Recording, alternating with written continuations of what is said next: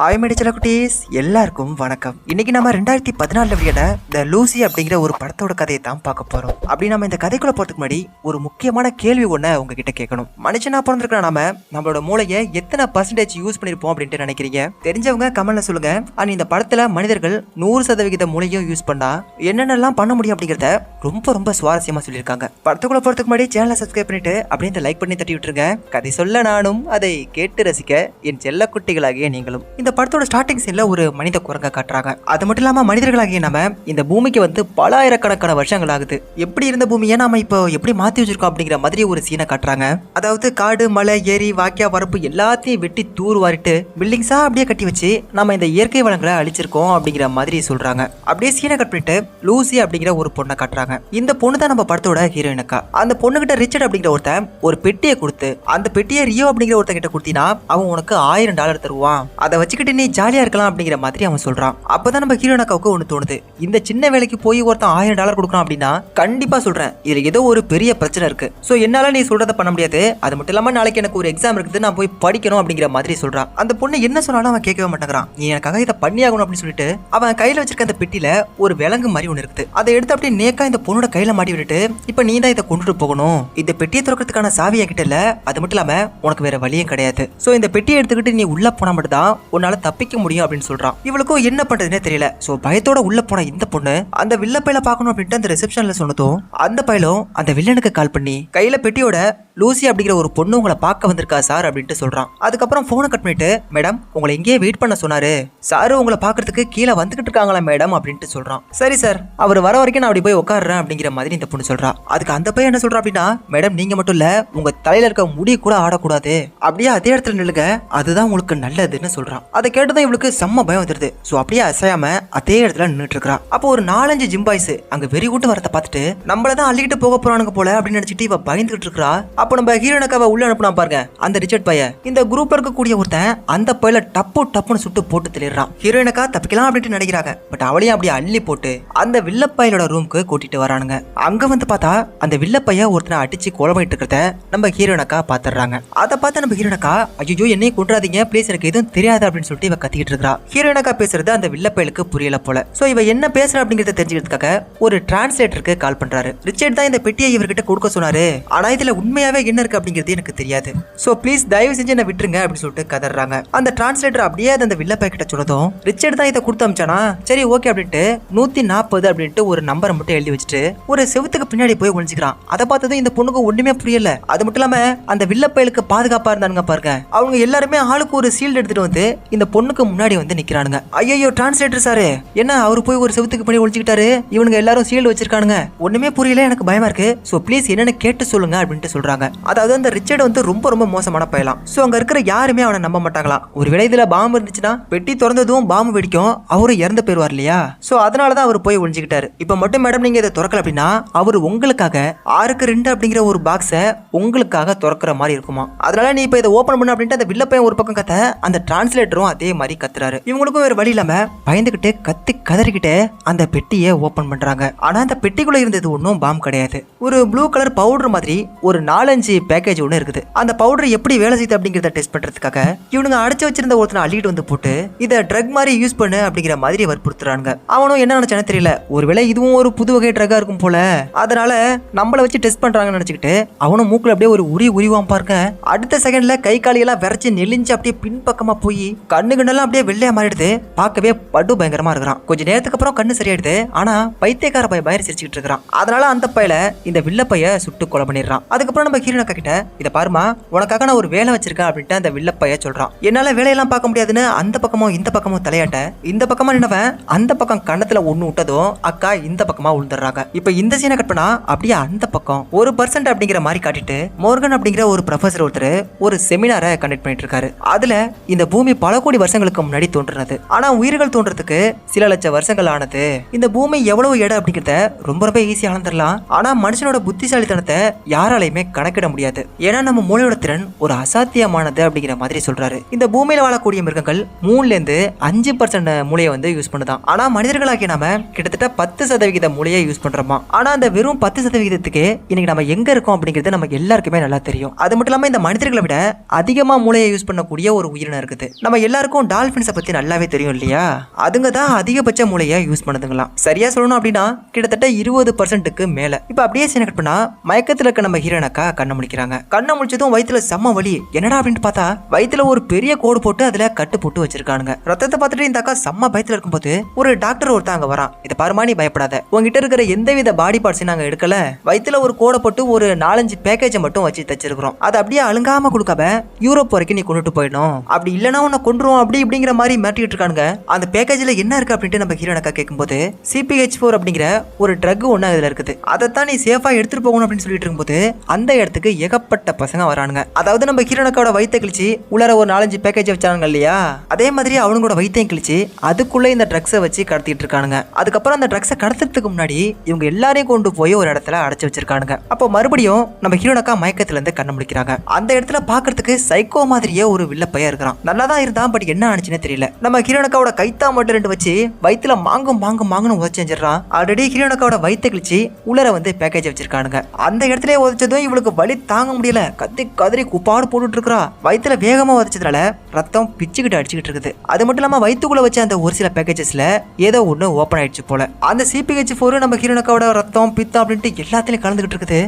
கதறா வானத்துக்கு பூமிக்கு அப்படியே மேலேயும் கீழே மாத்தி போயிட்டு வந்துட்டு இருக்கா. ஒரு கட்டத்துல நம்ம ஹீரோனக்காவை அப்படியே தூக்கி அந்த செவுத்த மேலே அடிச்சிருது. அப்படியே சீனை கட் பண்ணிட்டு 20% அப்படிங்கிற மாதிரி காட்டிட்டு அந்த ப்ரொஃபசர் பேசுறத காட்டுறாங்க. அதாவது மனுஷனோட மூளை 20% யூஸ் ஆனிச்சுன்னு வச்சுக்கோங்களேன், நம்மளையும் நம்ம உடம்பையும் ஒட்டு மொத்தமா கண்ட்ரோல் பண்ண முடியுமா. இவர் சொன்னதை கேட்டதும் அங்க இருக்கக்கூடிய ஒரு ஸ்டூடெண்ட், சார் இதை பாருங்க, நீங்க சொல்றது அறிவியல் ரீதியா நிரூபிக்கப்பட்டிருக்கா அப்படின்ட்டு கேட்கறான். இல்ல தம்பி, நான் ஜஸ்ட் ஒரு கற்பனைக்காக தான் அப்படி சொன்னேன். ஆனா பாத்தீங்கன்னா இந்த செல்களை பத்தின ஆராய்ச்சிகளை நம்ம மைக்ரோஸ்கோப்பை கண்டுபிடிச்சதுக்கு அப்புறம் தான் செய்ய ஆரம்பிச்சோம். ஆனா கிரேக்கர்கள், எகிப்தியர்கள், இந்தியர்கள் இவங்கெல்லாம் மைக்ரோஸ்கோப்பை கண்டுபிடிக்கிறதுக்கு முன்னாடியே செல்களை பத்தின ஆராய்ச்சிகளை செஞ்சிருக்காங்க. இதை வச்சு எல்லாம் பார்க்கும்போது அவங்களோட மூளை 20%க்கு மேல கூட ஒர்க் பண்ணிருக்கலாம் அப்படிங்கிற மாதிரி சொல்றாரு. அது மட்டும் இல்லாம 40% மூளையை யூஸ் பண்ணாங்கன்னா மத்த மனிதர்களோட உடம்பையும் கண்ட்ரோல் பண்ண முடியுங்கிற மாதிரி சொல்றாரு. அப்ப அந்த கூட்டத்தில் இருக்கக்கூடிய ஒருத்தன், சார் 100% மூளையை யூஸ் பண்ணா என்ன நடக்கும் சார் அப்படின்ட்டு கேட்கறான். அந்த கேள்வியை கேட்டதும் உறைஞ்சு போய் பார்த்த ப்ரொஃபசர், சத்தியமா எனக்கு தெரியாதுப்பா அப்படிங்கிற மாதிரி சொல்லிடுறாரு. கட் பண்ணா இப்ப அப்படியே நம்ம ஹீரோனக்காவை காட்டுறாங்க. மயக்கத்துல இருந்து கண்டுபிடிச்சதும் அந்த பொண்ணோட கண்ணை காட்டுறாங்க.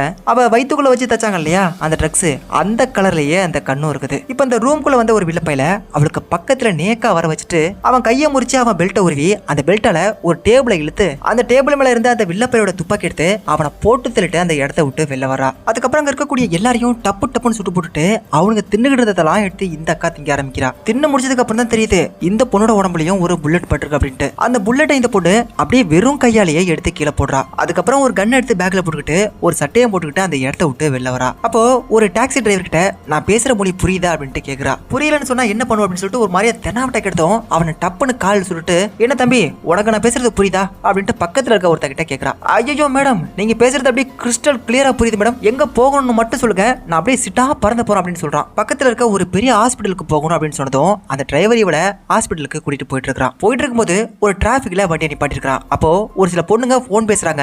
அவங்க பேசுறது அப்படியே இவளுக்கு ரொம்ப கிளியரா புரியுது. போன்ல பேசிட்டு இருக்கவங்களோட குரல் மட்டும் கேட்கல, அவங்க யாருக்கிட்ட பேசிட்டு இருக்காங்களோ அவங்க பேசுறதும் கிளியரா புரியுது. அப்படியே ஹாஸ்பிட்டலுக்கு வந்துறாங்க. அந்த டிரைவர் அங்கேயே நிக்க சொல்லிட்டு இந்த அக்கா ஒரு துப்பாக்கி எடுத்துக்கிட்டு உள்ளர போறா. நம்ம ஹீரோனக்காவுக்கு இப்போ 20% மூளை வேலை செய்யுது. எந்த இடத்துக்கு எப்படி எல்லாம் போகணும் அப்படின்ட்டு மேல இன்ஸ்ட்ரக்ஷன் போர்டுலாம் இருக்கும் இல்லையா, அந்த இன்ஸ்ட்ரக்ஷன்ஸை தன்னோட மொழியில மாத்தி ஆபரேஷன் தியேட்டருக்கு இந்த அக்கா போயிடுறாங்க. அங்க போனா ஒருத்தனுக்கு பிரெயின் டியூமர் போல, அவனுக்கு ஒரு பக்கம் ஆபரேஷன் போயிட்டு இருக்குது. அதை போய் பார்த்துட்டு துப்பாக்கி எடுத்து பட்டுன்னு போட்டு தள்ளிட்டு, அவனுக்கு டியூமர் அதிகமாயிடுச்சு, சோ இதுக்கப்புறம் உங்களால அவனை காப்பாற்ற முடியாது, அதனால ஆபரேஷன் பண்ணி டைம் எல்லாம் வேஸ்ட் பண்ண வேண்டாம். என் வயிற்று கழிச்சு உள்ள ஒருத்தன் ட்ரக்ஸை வச்சு தச்சிட்டான். அந்த ட்ரக்ஸ் இருக்கிற பேக்கை வந்து லைட்டா கிழிஞ்சிருச்சுன்னு நினைக்கிறேன். அது உள்ள லீக் ஆயிட்டே இருக்கிறதுனால என் உடம்புல ஏகப்பட்ட மாற்றங்கள் ஏற்பட்டிருக்குது. இப்போ நீங்க அதை ஆப்ரேட் பண்ணி கண்டிப்பா எடுத்தாகணும் அப்படின்னு சொன்னதால, சரி ஓகே மேடம் நான் எடுக்கிறேன், பட் அதுக்கு முன்னாடி உங்களுக்கு மயக்க மருந்து கொடுக்கணும் அப்படிங்கிற மாதிரி சொல்றாரு. ஆனா ஹீரோனக்கா தனக்கு மயக்க மருந்து வேண்டாம், நீங்க அப்படியே எனக்கு ஆபரேஷன் பண்ணுங்கன்னு சொல்லிடுறாங்க. அதனால அந்த டாக்டரும் அப்படியே அந்த பொண்ணுக்கு ஆபரேஷன் பண்ண ஆரம்பிக்கிறாரு. அந்த டாக்டரோட போனை வாங்கின ஹீரோனக்கா தன்னோட அம்மாவுக்கு கால் பண்றாங்க. வழக்கமா காலையில தானே கால் பண்ணுவேன், இன்னைக்கு என்ன நைட்டு கால் பண்ணிருக்க அப்படின்ட்டு அவங்க அம்மா கேட்கறாங்க. அதுக்கு கொஞ்சம் கூட சம்பந்தமே இல்லாம, அம்மா என்னால எல்லாத்தையுமே உணர முடியுது, அதை எப்படி சொல்லணும் அப்படின்னா எக்ஸாக்டா இந்த பூமி சுத்துறது வரைக்கும் என்னால உணர முடியுதுங்கிற மாதிரி சொல்றா. அது மட்டும் இல்லாம வால் அறுந்து போன ஒரு பூனை ஒண்ணு நம்ம வீட்டுல இருந்துச்சு இல்லையா, அதை தொட்டு விளையாடினது எல்லாத்தையும் என்னால இப்ப உணர முடியுது அப்படிங்கிற மாதிரி சொல்றா. அதை கேட்டுதான் உங்களுக்கு அப்படியே செம்ம ஷாக் ஆயிடுது. கண்டிப்பா உனக்கு அது ஞாபகம் இருக்காதுமா, ஏன்னா உனக்கு 1 வயசா இருக்கும்போது தான் அந்த பூனைக்குட்டி நம்ம வீட்டுல இருந்துச்சு, 1 வயசா இருக்கும்போது நடந்ததெல்லாம் உனக்கு எப்படி இப்ப தெரியுது அப்படிங்கிற மாதிரி அவங்க கேட்கறாங்க. அது மட்டும் இல்லமா, நீங்க கொடுத்த பாலோட சுவையில இருந்து நீங்க எனக்கு கொடுத்த நெத்தி முத்தம் வரைக்கும் எனக்கு இன்னும் ஞாபகம் இருக்கு, என்னால உணரக்கூட முடியுது அப்படிங்கிற மாதிரி சொல்றா. உங்களையும் அப்பாவே எனக்கு ரொம்ப பிடிக்கும், அது சொல்றதுக்காக தான் கால் பண்ணேன்னு சொல்லிட்டு இவ போன் காலை கட் பண்ணிடுறா. இப்ப அந்த வயிற்றுக்குள்ள இருக்கிற எல்லா ட்ரக்ஸையும் அந்த டாக்டர் வந்து வெளில எடுத்துறாரு. இவரோட வயிற்றுக்குள்ள எத்தனை கிராம் வச்சாங்க அப்படின்ட்டு நம்மளுக்கு தெரியல. இது வரைக்கும் 500 கிராம் எடுத்துருக்கதா அந்த டாக்டர் வந்து சொல்றாரு. உடம்புக்குள்ள இருக்கிற மீதி ட்ரக்ஸ் எடுக்கிறதுக்கு எவ்வளவு நேரம் ஆகும் அப்படின்ட்டு அந்த பொண்ணு கேட்கறா. அதுக்கு முன்னாடி இதை பத்தி நான் தெரிஞ்சுக்கணும் அப்படின்ட்டு அந்த டாக்டர் கேட்டதுனால என்னோட வயிற்றுக்குள்ள இருந்தது CPH4 அப்படின்ட்டு அவ சொல்றா. அதை கேட்டதும் டாக்டர் ஒரு பக்கம் வாயை புழக்க, அதை பார்த்துட்டு இவ ஒரு பக்கம் வாயை புழக்கிறா. அப்பதான் அந்த CPH4 பத்தியே டாக்டர் சொல்றாரு. கர்ப்பமான பெண்ணோட கருவறையில சரியா 6வது வாரத்துல குழந்தையோட எலும்புகள் எல்லாம் வளர்றதுக்காகத்தான் இந்த CPH4 ரொம்ப ரொம்ப சின்ன அளவுல உருவாகுமா. அதை செயற்கையா உருவாக்க ட்ரை பண்றாங்கன்னு கேள்விப்பட்டேன். பட் அது இவ்வளவு சீக்கிரம் நடக்கும்னு எனக்கு தெரியாம போயிட்டு அப்படின்ட்டு, இது உண்மையாவே CPH4 இருந்தா நீங்க இவ்வளவு நேரம் உயிரோட இருக்கிறதே ரொம்ப ரொம்ப பெருசுங்கிற மாதிரி சொல்றாரு. அதுக்கப்புறம் ஹீரோனக்கா வெளில வந்ததும் ஒரு மரத்தை ஒண்ணு பாக்குறா. படம் வரைந்து பாகங்களை கூறி அப்படின்ட்டு நம்ம சின்ன வயசுல ஸ்கூல் புக்ல எல்லாம் பார்த்திருப்போம் இல்லையா, எக்ஸாக்டா அதே மாதிரி அந்த மரத்துக்குள்ள என்ன இருக்கு அப்படிங்கறத மொத்தமா இவளால ஸ்கேன் பண்ணி பார்க்க முடியுது. அதுக்கப்புறம் இவ வயித்துல அந்த CPH4 வச்சு ஒருத்தன் தச்சான் இல்லையா, அவனை போட்டு தள்ளதுக்காக அவன் இருக்கிற இடத்துக்கு இந்த பொண்ணு வரா. இவளை கொல்ல வர எல்லாரையும் ரொம்ப ரொம்ப அசால்ட்டா சுட்டு தள்ளிட்டு வந்துட்டு இருக்கா. அதுவும் அந்த கதவுக்கு அந்த பக்கமா இருக்கிறவங்கள இவ இந்த பக்கமா குறிப்பாத்து சுடுவா பாருங்க. அதுக்கப்புறம் இந்த வில்லப்பைய கண்ணில் வெள்ளரி பிஞ்சு வச்சுக்கிட்டு அப்படியே சேர்ல மேலோக்கி உட்காந்து பார்த்துட்டு இருப்பான். அப்படியே சைலண்டா அவனுக்கு முன்னாடி போய் உட்காந்து 2 கத்தி எடுத்து அவனோட 2 கையிலையும் உற்றியே சொருக்குதான். வலி தாங்க முடியாம அப்படியே உறைஞ்சு போய் உட்காந்துருக்கும் போது இன்னும் கூட ஒரு சில பேரோட வயிற்றுல அந்த ட்ரக்ஸை வச்சு வெளிநாட்டுக்கு அனுப்பி வச்சாங்க இல்லையா, அவங்க எல்லாம் எந்த நாட்டுக்கு போயிருக்காங்க அப்படிங்கிறத இவன் தலைமையில கைய வச்சு என்னவோ நேர்லயே போய் பார்த்த மாதிரி அவ்வளோ ஒரு கிளியரா இவ பார்த்து தெரிஞ்சுக்கிறா. அதுக்கப்புறம் தன்னோட ஃப்ரெண்டோட ரூமுக்கு போனதும் அவ வந்து இந்த பொண்ணை கட்டி பிடிச்சிக்கிறா. அப்போ அந்த பொண்ணோட உடம்பையும் இவ மொத்தமா ஸ்கேன் பண்ணிடுறா. அதுக்கப்புறம் அந்த மார்கன் அப்படிங்கிற ஒரு ப்ரொஃபசர் ஒருத்தர் இருந்தார் இல்லையா, அவரோட போன் நம்பரை தேடி கண்டுபிடிச்சு, இதை பாருங்க சார், உங்களோட எல்லா தியரியும் நான் படிச்சு முடிச்சிட்டேன், அதை பத்தி உங்ககிட்ட கொஞ்சம் டீட்டெயிலா பேசணும்னு சொல்றா. அதை கேட்டதும் இவருக்கு சிரிப்பு வந்துருச்சு. என்னமா சொல்ற, அந்த ஒட்டுமொத்த புக்கையும் படிக்கிறதுக்கு எத்தனை வருஷம் ஆகும் தெரியுமா? சார் ப்ளீஸ், நான் சொல்றத தயவு செஞ்சு காது கொடுத்து கேளுங்க. மொத்தமா 6476 பேஜஸ் இருக்குது. எத்தனை புள்ளி எத்தனை கமா இருக்கு அப்படிங்கிற வரைக்கும் எனக்கு கரெக்டா தெரியும். ஒரு வில்லப்பையன் என் உடம்புல ஏகப்பட்ட CPH4 வச்சு தச்சிட்டான் சார். அதனால இப்ப நிறைய பிரச்சனை ஆகி என் உடம்புல கிட்டத்தட்ட பல மில்லியன் அளவுக்கு செல் வந்து உற்பத்தி ஆயிட்டு இருக்கு. அதனால கண்டிப்பா நான் 24 மணி நேரத்துல இறந்து போக வாய்ப்பு இருக்குது. சோ உங்களை பார்த்து நான் பேசி ஆகணும் அப்படின்ட்டு லூசி சொன்னதுக்கு அப்புறம், உன்னை மொத்தமாவே உன்னால கண்ட்ரோல் பண்ண முடியுதா அப்படின்ட்டு இவர் கேட்கிறாரு. என்னையும் சரி மத்தவங்களும் சரி எல்லாரையும் என்னால கண்ட்ரோல் பண்ண முடியுது. அதே நேரத்துல டிவி, லேப்டாப், போனு, ரேடியோ அப்படின்ட்டு எல்லாத்தையும் என்னால கண்ட்ரோல் பண்ண முடியுது. ஆனா மொத்தமா கிடையாது, ஓரளவுக்கு. அதுக்கப்புறம் நான் உங்களை மீட் பண்ணி ஆகணும் அப்படின்னு சொன்னதால அவரும் ஒத்துக்கிறாரு. அப்புறம் தன்னோட ஃப்ரெண்டுக்கு ஒரு பெரிய பிரிஸ்கிரிப்ஷனை எழுதி கொடுக்குறா. அதுல மொத்தமாவே சைனீஸ்ல எழுதி இருக்கிறதுனால ஏமா தாயே எனக்கு ஒன்னும் புரியல, நீ எப்படி சைனீஸ்ல எழுத பேசலாம் கத்துக்கிட்ட அப்படின்ட்டு அவ கேக்குறா. அதுக்கு நம்ம ஹீரோனக்கா ரொம்ப ரொம்ப அசால்ட்டா, இப்பதான் ஒரு மணி நேரத்துக்கு முன்னாடி கத்துக்கிட்டேன், உனக்கு வந்து ஒரு லிவர் அடி வாங்கிருச்சு, சோ இன்னும் கொஞ்சம் அடி வாங்கி நீ சாவுறதுக்குள்ள நான் எழுதி கொடுத்துருக்க எல்லா மாத்திரையும் கரெக்டா சாப்பிட்டுட்டு யோகா பண்ணு, உடற்பயிற்சி பண்ணு, அது மட்டும் இல்லாம சத்தான காய்கறி பழங்களை எல்லாத்தையும் சாப்பிடு, இல்லைன்னா உன்னை 6 மாசத்துல அள்ளி வச்சு கொளுத்துற மாதிரி இருக்கும் அப்படின்னு சொல்லிட்டு நம்ம ஹீரோனக்கா வெளில வந்துடுறா. அதுக்கப்புறம் நம்ம ஹீரோனக்கா ஒரு ஏர்போர்ட்டுக்கு போயிட்டு இருக்கா. தன்னை யாரும் கண்டுபிடிச்சிட கூடாது அப்படிங்கிறதுக்காக தன்னோட ஹேர் ஸ்டைல ஆட்டோமேட்டிக்கா மாத்திக்கிறா. அதுவும் டோப்பா முடியெல்லாம் வச்சு மாத்தல, ஒரு ஃபிராக்ஷன் ஆஃப் செகண்டுக்குள்ள தன்னோட மொத்த தோற்றத்தையுமே அப்படியே மாத்திடுறா. காரணம் என்னன்னா அவளோட மூளை தான். இப்போ அங்க இருக்கிற ஒரு ஆபீஸருக்கு கால் பண்ணி, இதை பாருங்க சார், நிறைய பேர் போதைப் பொருளை கடத்திக்கிட்டு இந்த நாட்டை விட்டு வேற ஒரு நாட்டுக்கு போயிட்டு இருக்காங்க, நீங்க அவங்களை எப்படியாவது பிடிச்சாகணும் அப்படின்ட்டு இவ சொல்றத அவரே கேட்கவே மாட்டேங்கிறாரு. அதுக்கப்புறம் தான் அவளுக்கு புரியுது, இதுக்கப்புறம் நம்ம ஸ்டைல சொன்னாதான் இவருக்கு புரியும் அப்படின்ட்டு அந்த ஆபீஸரோட பேரை கரெக்டா சொல்லி, சார் சேர்ல வந்து உட்காருங்க, ரைட் சைடுல இருக்கிற அந்த ரெட் கலர் பேனாவை எடுத்து நான் சொல்றதை அப்படியே நோட் பண்ணுங்க அப்படின்ட்டு சொல்றா. அதை கேட்டதை இவருக்கு செம்ம ஷாக்கு. ஒருவேளை கேமராவில் எதுவும் பாக்குறாளோன்னு சொல்லிட்டு இவர் 4 பக்கமும் திருப்பி பாருங்க. அதை கூட அந்த பொண்ணு கரெக்டா சொல்றா, சார் நீங்க எந்த பக்கமும் பார்க்காதீங்க, அங்க எந்த வித கேமராவும் இல்ல, சோ நான் சொல்றதை நோட் பண்ணுங்க அப்படின்னு சொன்னதுக்கு அப்புறம் இவன் போய் உட்காந்து நோட் பண்ண ஆரம்பிக்கிறான். அப்போ அந்த CPH4 பத்தின எல்லா டீடைல்ஸையும் இந்த பொண்ணு அவர்கிட்ட சொல்லிட்டு இருக்கா. அப்போ அந்த நேரம் பார்த்து ஒரு நாய்க்குட்டி ஒண்ணு மோப்ப முடிச்சுட்டே வருது. இவ ஜஸ்ட் தன்னோட கண்ணாடியை எடுத்து அப்படியே ஒரு பார்வை தான் பாப்பா. அப்படியே அந்த நாய்க்குட்டி பயந்துகிட்டே பின்னாடி போயிடுது. அதுக்கப்புறம் அந்த CPH4 கடத்திட்டு வர அந்த 3 பேரோட போட்டோவையும் அவரோட லேப்டாப்புக்கு அவ அனுப்பி வைக்கிறா. அந்த ஆபீசரும் அதை பார்த்துட்டு அந்த 3 பேரையும் லபக்குன்னு பிடிச்சி போடுறாரு. நம்ம ஹீரோனக்கா ஃபிளைட் இருக்கும்போது அவ 2 கையில 2 லேப்டாப்பை யூஸ் பண்ணிட்டு இருக்கா. அதை பார்த்த பக்கத்துல இருக்க ஒருத்தர் எப்பரா இது முடியுது அப்படிங்கிற மாதிரி பார்த்துட்டு இருக்காரு. அப்போ அங்க ஒரு ஏரோஸ்டேஸ் வந்து, மேடம் உங்களுக்கு என்ன வேணும் அப்படின்ட்டு கேட்கறாங்க. எனக்கு ஒரு ஷாம்பைன் வேணும், பட் அதுக்கு முன்னாடி உங்க மூக்குல இருந்து வர்ற ரத்தத்தை தொடங்க அப்படிங்கிற மாதிரி சொல்றாங்க. அவளும் தொட்டு பார்க்கறா, பட் ரத்தம் வரல. என்னடா இப்படி சொல்றாங்கன்னு சொல்லிட்டு ஒரு 2-3 செகண்ட் கழிச்சு மறுபடியும் தொடுவா பாருங்க, அப்போ ரத்தம் வந்துட்டு இருக்குது. இப்போ நம்ம ஹீரோனோட உடம்புல 40% வந்து யூஸ் ஆகுது. தன்னோட ஹேர் ஸ்டைல ஆட்டோமேட்டிக்கா மாத்தினாங்க இல்லையா, அப்போ இவங்க மூளை வந்து 30% யூஸ் ஆயிருக்கும். ஆனா நான் அப்போ அதை சொல்ல மாட்டேன், சோ சாரி. அதுக்கப்புறம் அந்த ஷாம்பைனை ஹீரோனக்கா குடிச்சிட்டு இருக்கும்போது அவ பல்லு வந்து கல்ண்டு அதுக்குள்ள விழுந்துருது. அதுக்கப்புறம் கொஞ்சமா தும்முவா பாருங்க, அப்போ எல்லா பல்லுமே அப்படியே கல்ண்டு கையில வந்துருது. காத்துல சாம்பல் பறந்து போற மாதிரி அவ உடம்பு மொத்தமும் அப்படியே தூளா போயிட்டு இருக்குது. தனக்கு இப்ப என்ன ஆயிட்டு இருக்கு அப்படிங்கிறது தெரியாம இந்த பொண்ணு பயத்துல வேகத்துல ஒரு ரெஸ்ட் ரூம்குள்ள போய் ஓடி போயிடுறா. அவ உடம்புல இருக்கக்கூடிய தோலி எல்லாம் அப்படியே பிச்சுக்கிட்டு கொஞ்சம் கொஞ்சமா ஒழுகி ஊத்துற மாதிரி போயிட்டு இருக்குது. இவளோட வயிற்றுக்குள்ள இருந்த அந்த CPH4 எல்லாம் எடுத்தாங்க இல்லையா, அதை இந்த ஹீரோனுக்கா இன்னும் கையில தான் வச்சிருப்பா போல. என்ன பண்ணா சரியா போகும் அப்படிங்கிறது தெரியாம அந்த CPH4 அந்த அக்கா எடுத்து முழுங்க ஆரம்பிச்சிடுறாங்க. அதுக்கப்புறம் அவன் உடம்பு நல்லாகிற மாதிரி காட்டுறாங்க.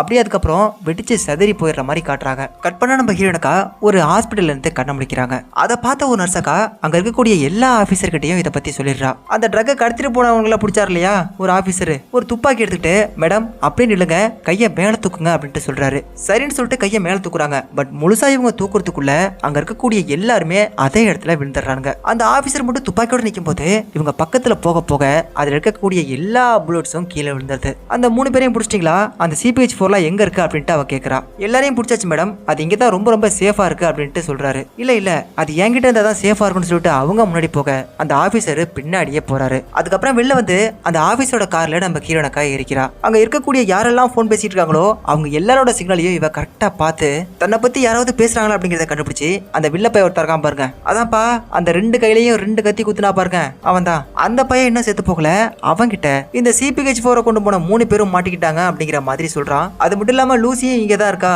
அப்படிங்கிற மாதிரி சொல்லிடுறான். இதுக்கப்புறம் நான் கார் ஓட்டுறேன் அப்படின்ட்டு இந்த அக்கா அந்த பக்கமா போய் காருக்குள்ள ஏற போறா. இது போலீஸ்காரமா உன்னால ஓட்ட முடியாது அப்படின்ட்டு அவன் திரும்ப திரும்ப சொல்லிட்டு இருக்கும்போது ஜஸ்ட் ஒரு பார்வை தான் பாப்பா, லெஃப்ட் சைட்ல உட்காந்துட்டவன் அப்படியே சர்ன்னு ரைட் சைடுக்கு போயிடுறான். அதுக்கப்புறம் ஹீரோனுக்கா கார் எடுத்துக்கிட்டு செம்ம வேகமா அந்த இடத்த விட்டு போறான். அந்த 3 பேர் CPH4 கடத்திட்டு போனாங்க இல்லையா, அவங்களுக்கு ஆபரேஷன் பண்ணி அந்த CPH4 வெளில எடுக்கலாம் அப்படின்ட்டு போலீஸ் ட்ரை பண்ணிட்டு இருக்கும்போது அந்த வில்ல பசங்க அங்க இருக்கக்கூடிய எல்லாரையும் போட்டு தள்ளிட்டு அந்த 3 பேரையும் கூட்டிட்டு போயிடுறாங்க. இப்ப அப்படியே இந்த பக்கம் நம்ம ஹீரோனுக்காவை காட்டுறாங்க. கார் தாறுமாற ஓட்டுறத பார்த்துட்டு என்னமா நீ இவ்வளவு படு பயங்கரமா ஓட்டிட்டு இருக்க, வழக்கமா இப்படிதான் காட்டுத்தனமா ஓட்டுவியா அப்படின்ட்டு கேக்குறாரு. அதுக்கு அவ இப்பதான் சார் நான் ஃபர்ஸ்ட் டைமா கார் ஓட்டுறேன் அப்படின்னு சொன்னதும் இவனுக்கு ஒரு பக்கம் பயம் அப்படியே தாங்க முடியாம இருக்கும்போது இந்த பொண்ணு வந்து உண்மையில போக ஆரம்பிக்கிறா. அச்சோ இது வந்து உண்மையா நம்ம இப்படியே போக கூடாது அப்படின்னு சொல்லிட்டு அவன் கதறான். இல்ல சார் நமக்கு டைம் ஆயிடுச்சு, நம்ம இப்படிதான் போகணும் அப்படின்ட்டு உண்மையில வண்டியை சத்திர விட்டு ஓட்டவ இப்ப அடுத்ததான் நடைபாதையில வண்டியை விட்டுறா. நீ இதே மாதிரி போனா கண்டிப்பா நம்ம செத்து போயிடுவோம் அப்படின்ட்டு அந்த போலீஸ்கார் சொல்றாரு. ஐயா போலீஸ்கார் உங்க கார் மேல சத்தியமா சொல்றேன், நம்ம உயிருக்கு எதுவுமே ஆகாது, நீங்க பயப்படாதீங்க அப்படின்ட்டு அவங்க தாறு மாற வண்டியை விட்டுறாங்க. இந்த கார் இப்படி வேகமா போறத பார்த்தா மத்த போலீஸ்காரங்க இந்த காரை ஃபாலோ பண்றாங்க. நம்மள யாரும் ஃபாலோ பண்ண வேணாம்னு நான் கால் பண்ணி சொல்றேன் அப்படின்ட்டு அந்த போலீஸ்கார் சொல்றாரு. சார் நீங்க எதுவும் சொல்ல வேண்டாம், சைலண்டா இருங்க அப்படின்னு சொல்லிட்டு ஆட்டோமேட்டிக் பேரிகேட் இருக்கு பாருங்க, அதை இவன் நேக்கா கீழே போக வச்சுட்டு இவன் அந்த இடத்த விட்டு கிராஸ் பண்ணதுக்கு அப்புறம் ஃபாலோ பண்ணிட்டு வர போலீஸ்கார் வரும்போது அந்த பேரிகேட் வந்து மேல வர மாதிரி செஞ்சிடறா. அந்த காரெல்லாம் அந்த பேரிகேட் அடிச்சு அப்படியே பிறண்டு போயிடுது. இப்ப அப்படியே இந்த பக்கம் அந்த 3 பேர்ல 2 பேருக்கு வந்து ஆபரேஷன் பண்ணி அந்த CPH4 எடுத்துறானுங்க. அதுக்கப்புறம் அந்த இடத்துக்கு ஒரு போலீஸ்கார் வந்ததுனால அந்த 3வது CPH4 கடத்தினா பாருங்க, அவன் அந்த இடத்த விட்டு ஓடுறதுக்காக ட்ரை பண்றான். அப்படியே அவன் வேகமா ஓடிட்டு இருக்கும்போது அந்த வில்ல பையன் அவனோட முதுகுல சுட்டுறான். கீழே விழுந்து அப்படியே சறுக்கிட்டே போகும்போது நம்ம ஹீரோனுக்கா வந்து அவன் மேல கால வைக்கிறான். அந்த 2 பேரோட வயித்துல இருந்து எடுத்த CPH4 மட்டும் ஒருத்தன் சூட்கேஸ்ல வச்சு வெளில எடுத்துட்டு வரான். அதை பார்த்து நம்ம ஹீரோனுக்கா டேய் அந்த சூட்கேஸ் என்கிட்ட கொடுத்துட்டு போயிடு அப்படின்ட்டு சொல்றான். ஆனா அந்த பையன் கொடுக்கல, அவளை போட்டு தரடான்னு சொல்லிட்டு இவன் சூட்கேஸ் எடுத்துக்கிட்டு இந்த பக்கமா போவான் பாருங்க. கண்ணால பார்க்க முடியாத ஒரு செவுரு ஒண்ண நம்ம ஹீரோனுக்கா கிரியேட் பண்ணிருக்கா. அச்சோ என்னடா பண்றதுன்னு திரும்பவன் அவளை சுட்டு தள்ளுங்கடா அப்படின்ட்டு சொல்றான். அப்படி ஹீரோனுக்காவை எல்லாரும் சுடலாம் அப்படின்ட்டு பார்க்கும்போது லைட்டா ஒரு பார்வை தான் பாப்பா. அவனுங்க வச்சிருந்த ஒட்டுமொத்த கன்ஸும் டாப்புக்கு போயிடுது. கண்ணை கையை விட்டு மேல போனதுக்கு அப்புறம் கூட இந்த பொண்ணை அடிச்சு போடுங்க முட்டா பசங்க அந்த பொண்ணை அடிக்கிறதுக்காக பக்கத்துல வராங்க. பட் என்ன பக்கத்துல மட்டும் தான் வர முடிஞ்சது. அந்த பொண்ணு கண்ணால பார்த்ததும் அப்படியே பறந்து போறானுங்க. கையை அசைச்சதும் செவுத்த பிறந்துகிட்டு வெளில போறானுங்க. கடைசியா அந்த சூட்கேஸ் வச்சிருந்தான் பாருங்க, அவன் கையில இருக்கிற சூட்கேஸ அப்படியே இவங்க நேக்கா புடிங்கிட்டு வெளில வராங்க. அதை தடுக்கலாம் அப்படின்ட்டு ட்ரை பண்றான். பட் அவனோட கையும் வரல காலும் வரல, அப்படியே உறைஞ்சு போய் நிக்கிறான். அப்புறம் 3வதா ஒருத்தன் செத்து போய் கீழே விழுந்தான் பாருங்க, அவனோட வயிற்றுக்குள்ள இந்த அக்கா கையை விட்டு உள்ள இருக்கிற CPH4 அப்படியே எடுத்துறாங்க. அப்புறம் அந்த இடத்த விட்டு வெளில வந்தவங்க அந்த ப்ரொஃபசர் இருக்காரு பாத்தீங்களா, அவரை பாக்குறதுக்காக 2 பேரும் கிளம்புறாங்க. அப்படி போகும்போது அந்த வில்ல பையன் இவங்க 2 பேரையும் பாத்துறான். அந்த ப்ரொஃபசர் இருக்கிற இடத்துக்கு கரெக்டா நம்ம ஹீரோனுக்கா போயிடுறாங்க. அங்க போய் பார்த்தா ப்ரொஃபசர் கூட வேலை பார்க்கக்கூடிய ஒரு 4-5 பேர் அங்க இருக்காங்க. ஹீரோனுக்காவை பத்தி ப்ரொஃபசர் ஏகப்பட்டதா அவங்க கிட்ட சொல்லிருக்காரு. பட் அதெல்லாம் உண்மை அப்படிங்கறத தெரிஞ்சுக்கிறதுக்காக ஒருத்தர் ப்ரூஃப் கேட்கிறாரு. திடீர்னு அவர் மேல இவ கைய வச்சு அவர் பேரையே சொல்லிட்டு உங்க பொண்ணுக்கு 4 வயசா இருக்கும்போது கார் ஆக்சிடென்ட் ஆகி இறந்து போயிட்டாங்க, அது என்ன காரு என்ன கலரு எந்த ஊரு அப்படிங்கிற வரைக்கும் கரெக்டா அப்படியே சொல்லிடுறா. இப்ப இவங்க எல்லாரும் இருக்க அந்த இடத்துக்கு அந்த வில்லப்பைய வந்ததை அவங்க உணர்ந்துடுறாங்க. உடனே அந்த ஆபீசர் கிட்ட போய் சார் அந்த வில்லப்பைய இங்க வந்துட்டான், நீங்க போய் ப்ரொடெக்ட் பண்ணுங்க அப்படின்னு சொல்லிட்டு அவர் அந்த இடத்த விட்டு அனுப்பி வச்சுட்டு மூளையோட செயல்பாடை பத்தி அங்க இருக்கக்கூடிய எல்லார்கிட்டையும் சொல்ல ஆரம்பிக்கிறா. தன்னோட கைகளை அப்படியே விதவிதமா மாத்தி காட்டுறா. அது மட்டும் இல்லாம நம்ம ஒரு விஷயத்த தப்பா நினைச்சிட்டு இருக்கோம். ஒன்னே கூட்டினா நம்ம 2ன்னு சொல்றோம் இல்லையா, ஆனா அது 2 கிடையாது, அது டோட்டலாவே தப்பு. எல்லாத்தையும் ஈஸியா அளக்கிறதுக்காக தான் நம்ம ஸ்கேலை கண்டுபிடிச்சோம். பட் நம்ம அளக்கிறதுக்காக அந்த ஸ்கேல்ஸை யூஸ் பண்றது ரொம்ப ரொம்ப தப்பு. அந்த ஸ்கேல்ஸை யூஸ் பண்றது வேஸ்ட்டும் கூட அப்படிங்கிற மாதிரி சொல்றா. சரி அப்படின்னா எல்லாத்தையும் எப்படி அளக்குறது அப்படின்னு சொல்லிட்டு அந்த ப்ரொஃபசர் கேக்குறாரு. அதுக்கு ஒரு படத்தை போட்டு காமிச்சு ஒரு கார் ஒன்று வேகமா போற மாதிரி காட்டுறாங்க. அந்த கார் ஸ்லோவா போகும்போது நம்ம கண்ணால பார்க்க முடியுது இல்லையா, ஆனா அந்த கார் மின்னல் வேகத்துல போகும்போது அந்த கார் அங்கதான் இருக்கு அப்படிங்கிறதுக்கு எந்தவித ஆதாரமும் கிடையாது நம்ம கண்ணால பாக்குற வரைக்கும். அதாவது கார் காலம் தான் அதுக்கு சரியான அளவுகோல். காலத்தை வச்சுதான் நம்ம எல்லாத்தையுமே கணக்கிடணும் அப்படிங்கிற மாதிரி சொல்லிடுறா. அது மட்டும் இல்லாம டைம் அப்படிங்கிற ஒண்ணு இல்லனா நம்மள யாருமே உயிரோட இருக்க முடியாதுன்னு சொல்றா. இப்ப அந்த வில்ல பைய உள்ள வந்து அங்க இருக்கக்கூடிய எல்லாரையும் சுட்டு தள்ளிட்டு இருக்கான். நம்ம ஆபீசரையா வேக வேகமா நம்ம ஹீரோயினை கிட்ட ஓடி வந்து இதுக்கப்புறம் அவனை நம்மளால கட்டுப்படுத்த முடியாது அப்படின்ட்டு சொல்லிடுறாரு. இப்ப அவனை ஒரு பார்வை பார்த்துட்டு அதுக்கான நேரம் வந்துருச்சு சார் அப்படின்ட்டு 100% மூளையும் வேலை செஞ்சா என்ன ஆகும் அப்படிங்கறத கண்டுபிடிக்கணும் அப்படிங்கிறதுக்காக அந்த CPH-4 மீதி இருக்கு பாருங்க, அது எல்லாத்தையும் தன்னோட உடம்புல ஏத்திக்கணும் அப்படிங்கிற மாதிரி சொல்றா. அப்பதான் என்னால 100% மூளையும் யூஸ் பண்ண முடியும் அப்படின்ட்டு சொல்றா. இதனால உன் உயிருக்கே ஆபத்து வர வாய்ப்பு இருக்கு. அது மட்டும் இல்லாம அப்படிப்பட்ட ஒரு புத்திசாலித்தனத்தை ஏத்துக்கிற அளவுக்கு நம்ம மனித இனம் இன்னும் தயாரா இருக்கா என்னன்னு தெரியல.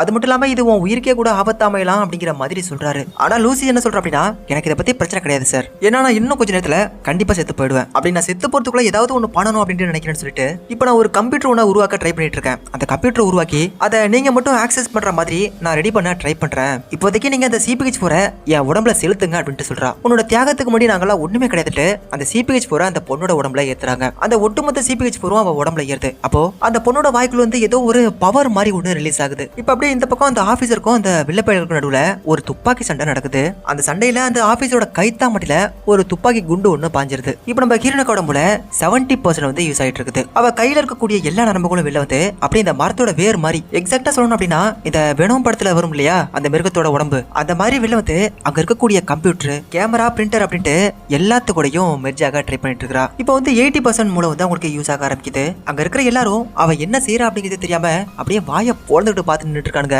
இப்போ அப்படியே இந்த பக்கம் இவங்க இருக்கிற அந்த கதவை ஓபன் பண்றதுக்காக அந்த வில்லப்பைய ஒரு ராக்கெட் லான்ச்சரை ஒன்று அனுப்பி விடுறான். அந்த கதவு அப்படியே டமாலி வெடிச்சதுக்கு அப்புறம் நம்ம ஹீரோனக்கா ஐஃபில் டவர் நினைக்கிறேன் தபாசனா மடிச்சிருக்க அந்த இடத்துல போய் அப்படியே உட்காந்துருக்கா. அப்படியே ஒரு ஃபிராக்ஷன் ஆஃப் செகண்டுக்குள்ள அடுத்த இடத்துக்கு போயிடுறா. நிறைய மனுஷங்க போயிட்டு இருக்க ஒரு இடத்துல போய் நிக்கிறா. ஒரு சொடக்கு போட்டதும் அவங்க எல்லாரும் அப்படியே அசையாம நின்றுட்டு இருக்காங்க. நம்ம படமெல்லாம் பார்க்கும்போது அப்படியே ரீவைண்ட் பண்ணி பார்ப்போம் இல்லையா, அந்த மாதிரி தன்னோட கைய இந்த பொண்ணு ரைட்ல இருந்து அப்படியே லெஃப்ட்ல ஸ்வைப் பண்ணும்போது பல 100 வருஷங்களுக்கு முன்னாடி இவ உட்கார்ந்திருக்க இடம் எப்படி இருந்துச்சோ அதை இப்ப பாக்குறா. அதாவது அந்த மதராசப்பட்டினம் அப்படிங்கிற படத்துல பல வருஷத்துக்கு முன்னாடி சென்னை எப்படி இருந்துச்சு அப்படின்னு காமிச்சிருப்பாங்க இல்லையா, எக்ஸாக்டா அதே மாதிரி ஒரு லொகேஷனை காட்டுறாங்க.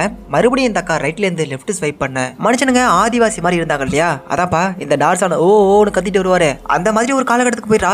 மறுபடியும் ரைட் டு லெஃப்ட் ஸ்வைப், இந்த டைனோசர்ஸ் எல்லாம் வந்துச்சு இல்லையா அந்த மாதிரி ஒரு காலகட்டத்துக்கு போயிடுறா. ஒரு டைனோசர் ஒன்று இவளை பார்த்துட்டு கடிக்கிறதுக்காக வேகம் ஓடி வருது. மறுபடியும் அப்படியே ரைட்ல இருந்து லெஃப்ட் ஒரு ஸ்வைப். இந்த படத்தோட ஸ்டார்டிங் சீன்ல ஒரு குரங்க பார்த்தா பாருங்க, அந்த குரங்கு குட்டி இருக்கிற இடத்துக்கு நம்ம ஹீரோனக்கா வர்றா. அந்த மனித குரங்கு கிட்ட இவ விரல நிட்டதும் அதுவும் வந்து இவ விரல வந்து தொடுது. அது தொட்டதுக்கு அப்புறம் அந்த இடத்த விட்டு அப்படியே பல லட்சம் கிலோமீட்டர் தாண்டி விண்வெளிக்கே போயிடுறா. அதாவது கடைசி கட்டமா இந்த பூமி எப்படி உருவானுச்சு அப்படிங்கிற இடத்துக்கு கூட போயிடுறா. அதாவது இப்போ உங்க எல்லாருக்கும் நல்லா தெரிஞ்ச ஒரு கதை ஒன்று சொல்ல போறேன். இந்த சூரியன் வந்து வேகமா சுத்திட்டு இருக்கும்போது ஆக்சிடென்ட் ஆனதுனால தான் நம்ம பூமி அங்க இருந்து தனியா பிரிஞ்சு வந்துச்சு. அதாவது சூரியன்ல இருந்து அப்படி இந்த பூமி எப்படி உருவானது அப்படிங்கிற வரைக்கும் நம்ம ஹீரோனக்கா பாத்துறா. இப்ப ஹீரோனக்காவோட மூளை 99% வந்து யூஸ் ஆயிட்டு இருக்குது. 99ல இருந்து அப்படியே 100க்கு கொஞ்சம் கொஞ்சமா போயிட்டு இருக்கும்போது அந்த வில்லப்பைய நம்ம ஹீரோனக்காவோட தலைமையில ஒரு துப்பாக்கி வச்சு நின்று இருக்கிறான். சரியா 100ன்னு வந்ததுக்கு அப்புறம் அவங்கள டமால் டமால் சுடுறான். பட் சுட்டதுக்கு அப்புறம் அந்த இடத்த பார்த்தா அந்த பொண்ணோட ட்ரெஸ் மட்டும் தான் கிடக்குது. அவளை அந்த இடத்துல காணும். அதை பார்த்ததும் அந்த வில்லப்பலுக்கு உண்மையா புரியல. டே ப்ரொஃபசர், இங்க இருந்து அந்த பொண்ணு எங்கடான்ட்டு துப்பாக்கி வச்சு மிரட்டிட்டு இருக்கும்போது அந்த இடத்துக்கு அந்த ஆபீசர் வந்து அந்த வில்லப்பையில டமால் டமால் சுட்டு போட்டு தெளிறாரு. நம்ம ஹீரோனக்கா ஒரு கம்ப்யூட்டர் கூட மெர்ஜாக ட்ரை பண்ணியிருப்பா. அந்த கம்ப்யூட்டர் இப்ப அப்படியே கொஞ்சம் கொஞ்சமா மாறி ஒரு புதுவித கம்ப்யூட்டரா மாறுது. பட் அதுக்கு எந்தவித டிஸ்பிளேவும் இல்ல. அந்த கம்ப்யூட்டருக்குள்ள இருந்து ஒரு கை மாதிரி வந்து ஒரு பென்ட்ரைவை நம்ம ப்ரொஃபசர் கிட்ட கொடுக்குது. அந்த பென்ட்ரைவர் அவர் வாங்கினதும் அந்த கம்ப்யூட்டர் அப்படியே சல்லி சல்லியா, அதாவது சாம்பல் மாதிரி போயிடுது. அந்த வில்லப்பையிலுக்கு வந்து அதே டவுட் தான் நம்ம ஆபீசர் ஐயாவுக்கும் வருது. ப்ரொஃபசர் சார் எங்க இந்த பொண்ணு அப்படின்ட்டு அவன் கேட்டதும் அவன் போனுக்கு வந்து ஒரு SMS வருது. அந்த SMS பார்த்தா இங்க இருக்க எல்லா இடத்துலயுமே நான் இருக்கேன் அப்படிங்கிற மாதிரி இருக்குது. இந்த படத்தை பார்த்ததுக்கு அப்புறம் எனக்கு நிறைய டவுட் இருக்கு. அதுல ஒண்ணு, நம்ம 100% மூளையும் ஒருவேளை யூஸ் பண்ணோம்னா நாமளே இப்படிதான் காத்தோடு காத்தா கரைஞ்சு போயிடுவோமோ? அது என்னவோ தெரியல போங்க. உங்களுக்கு இதை பார்த்ததுக்கு அப்புறம் ஏதாவது ஒரு டவுட் இருந்துச்சுன்னா அது என்னங்கிறத கமெண்ட்ல சொல்லுங்க. உங்களுக்கு வர டவுட்ஸை என்னால சால்வ் பண்ண முடியாது, பட் நானும் அதை என்ன அப்படிங்கறத தெரிஞ்சுக்கிறேன். ரொம்ப நாளைக்கு அப்புறம் ஒரு sci-fi மூவி போட்டிருக்கோம். உங்களுக்கு இது பிடிச்சிருந்துச்சுன்னா இந்த மாதிரி மூவிஸ்க்கும் நீங்க சப்போர்ட் பண்ணுங்க. நான் உங்களுக்கு இதே மாதிரி டைப்ல நிறைய மூவிஸ் கொண்டு வரேன். வேற ஒரு வீடியோல நான் உங்களை மீட் பண்றேன். until then bye. நான் உங்கள் வாய்ஸ் அப்டிடி.